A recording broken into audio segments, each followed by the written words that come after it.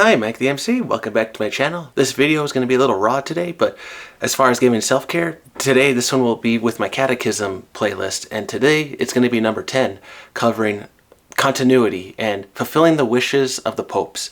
And I think it's a great point to cover with respect to what St. Pope John Paul II did for St. Paul VI. And so we're going to dive into this and see how this connects with self-care and catechism.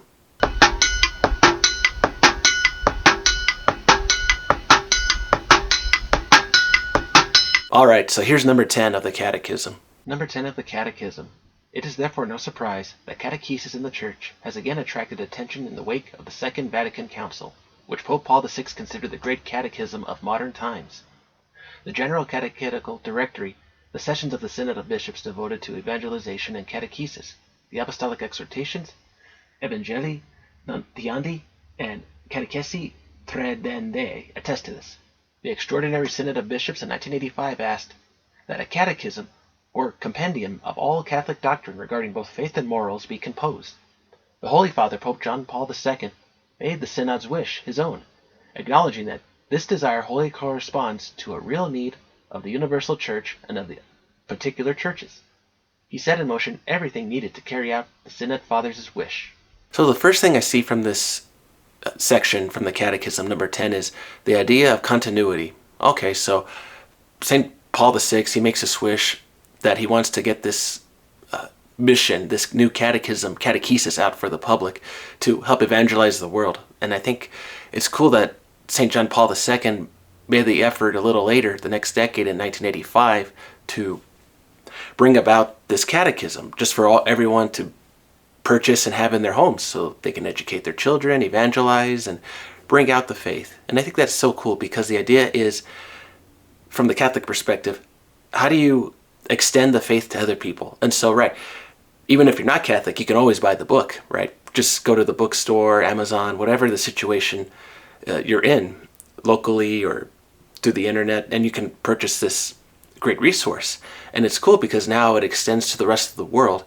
This idea of driving faith to help other people and translating it to other languages, of course, that's always a big deal. But then also teaching the catechism. And I think with respect to self-care, okay, yes, I'm teaching the catechism, so I'm fulfilling the wish of both St.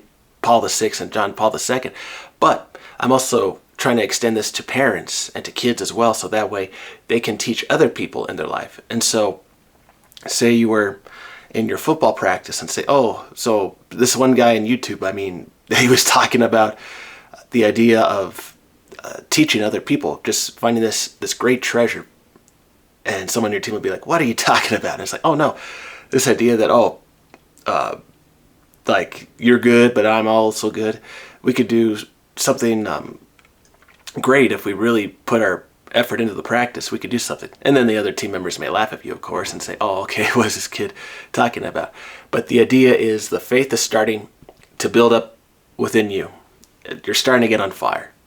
And so by spreading the word through the videos, through the books, through other means, okay, through teaching, that's a beautiful thing. And so then my question would be for everyone with regard to self-care, if you hear of the little snippets in life that are like great to you, that makes sense with self-care, is it driven by something holy, or can it just be that someone has common sense? And I'll say it's both, because common sense really is a good thing to go by if you understand, okay, it was this person's wish that this person should know not to do this or to do this.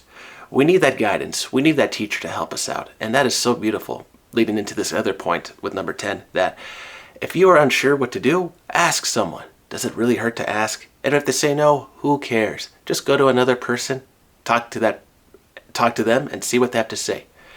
Right, students and teachers. That's the idea with this point. The idea that, okay, when you're ready, the teacher will appear. And when the teacher's ready, the student will appear.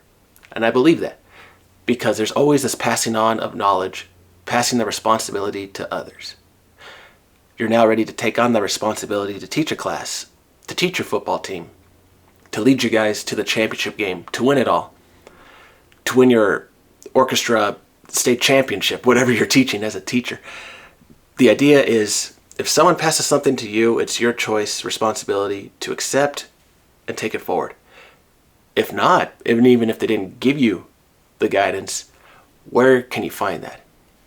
You could think of the ideas, creativity, of course, to set the discipline in the class, but then you could also look around from other people, even from your enemies, and say, okay, he didn't do this right way. If I just tweak that practice, that approach, maybe I'll get the result and we'll start winning some more football games. Give your quarterback more passes to throw, or give your running back more attempts to run the ball. Same thing in the class. Get your best students to start teaching. Have them lead the way for the other kids who need that guidance as a peer-to-peer instruction.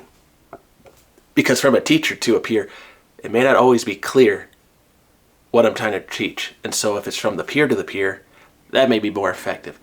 But then it comes back to you as a teacher. Are you willing to give that responsibility to others? And so if you're going to be the first, you got to serve everyone, because that is the greatest person in the class. And so if you are the greatest, go and serve your class, your school, whatever group you're in, your work, as best you can. And if your gift is not appreciated, just dust the sand off your feet and move forward. Life is very precious, and if you don't live it to the fullest, I'm sorry. You have your shot, so go for it. I want you to live your life to the fullest. So many people live with the unfilled dreams, and it comes down to that decision. Are you going to continue something great? And that continuity is a beautiful thing. And so I want you now to bring that continuity to your class, to your work. Be great. Set the tone. And if they don't listen to you, keep trying. And if not, find another person, another source to bring that discipline to the class. Thank you.